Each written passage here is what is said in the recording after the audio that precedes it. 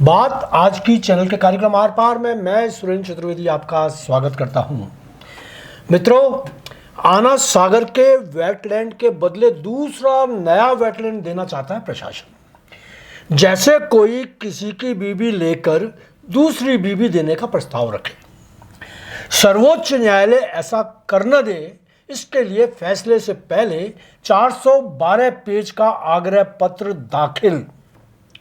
आना सागर के हमलावर अब उसके जिस्म का ऑपरेशन होने से घबरा रहे हैं।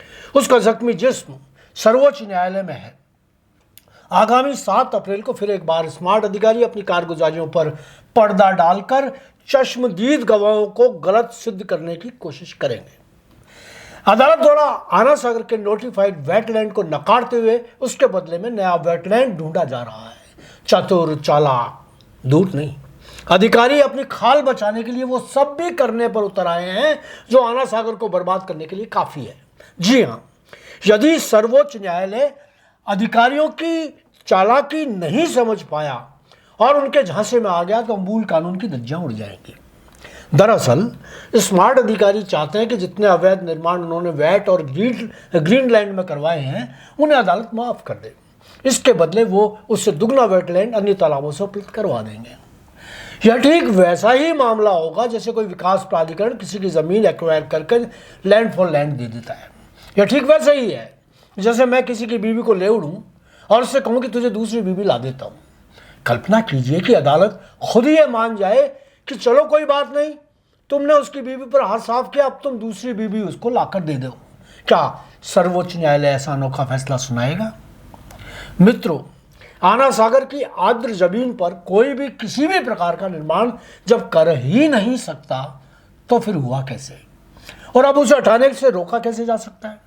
यदि ऐसा हो गया तो फिर आना सागर के सारे खातेदार झील को मिट्टी से भरकर कृत्रिम जमीन बना देंगे, उस पर प्लॉटिंग करके आवासीय बस्तियां बसा देंगे, मॉल्स होटल्स बन जाएंगे, स्टेडियम बन जाएंगे। इसरो ने आना सागर झील के वेटलैंड को विश्व एटलस में दर्शा रखा है। हाई कोर्ट ने जिस वेटलैंड पर 2015 में नो कंस्ट्रक्शन जोन घोषित कर दिया था, उस पर बनाए गए निर्माण कानूनी कैसे हो सकते हैं? अब इस बाबत सर्वोच्च न्यायालय को फैसले से पहले एक आग्रह पत्र अग्रिम रूप में दे दिया गया है। अजमेर के पर्यावरण कार्यकर्ता और जागरूक नागरिक अशोक मलिक ने सुप्रीम कोर्ट में एक इंटरलोक्यूटरी आवेदन दाखिल कर कोर्ट के 17 मार्च 2025 को दिए गए आदेश में संशोधन की मांग की है। इस आदेश के तहत राज्य सरकार को झील पर अवैध निर्माणों को बरकरार रखने के एवज में अजमेर शहर में किसी अन्य स्थान पर नया वेटलैंड बनाने का विकल्प दिया गया था।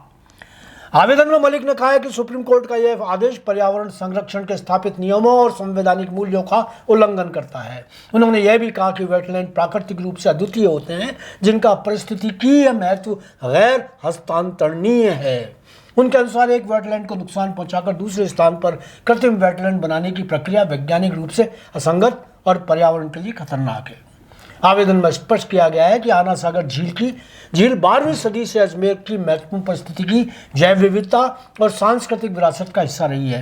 राज्य सरकार द्वारा 7 वंडर्स पार्क, कंक्रीट पाथवे तथा लव कुश पार्क के ग्रीन बेल्ट पर फूड कोर्ट जैसी स्थायी निर्माण झील की भूमि एवं वेटलैंड क्षेत्र में बिना आवश्यक पर्यावरणीय मंजूरी के किए गए हैं। राष्ट्रीय हरित न्यायाधिकरण एनजीटी पहले से ही इन निर्माणों को अवैध घोषित कर चुका है और इनके तत्काल हटाने को आदेश भी दे चुका है। राजस्थान हाईकोर्ट ने भी 2015 में स्पष्ट आदेश दिया था कि आना सागर झील के 250 मीटर दायरे में कोई भी निर्माण अवैध होगा, लेकिन राज्य सरकार ने इन आदेशों की उपेक्षा करते हुए निर्माण कार्य जारी रखे। आवेदन में सुप्रीम कोर्ट के कई महत्वपूर्ण फैसलों का हवाला भी दिया गया है। इनमें MC मेहता बनाम कमलनाथ केस, जगपाल सिंह बनाम पंजाब राज्य और MI बिल्डर्स बनाम राधेश्याम साहू जैसे केस शामिल हैं। इन फैसलों में स्पष्ट कहा गया है कि प्राकृतिक संसाधनों पर किए गए किसी भी तरह के अतिक्रमण को नियमित नहीं किया जा सकता। कोर्ट ने पब्लिक ट्रस्ट सिद्धांत के तहत इन संसाधनों को रक्षा करने के निर्देश दिए हैं।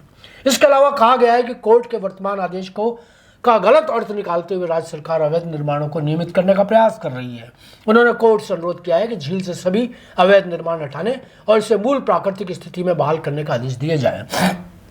सुप्रीम कोर्ट अब इस महत्वपूर्ण मामले में 7 अप्रैल 2025 को सुनवाई करेगा। अदालत के आगामी फैसले का पर्यावरण संरक्षण कानूनों की अनुपालना और भविष्य के लिए महत्वपूर्ण असर होगा। आज इतना ही, धन्यवाद।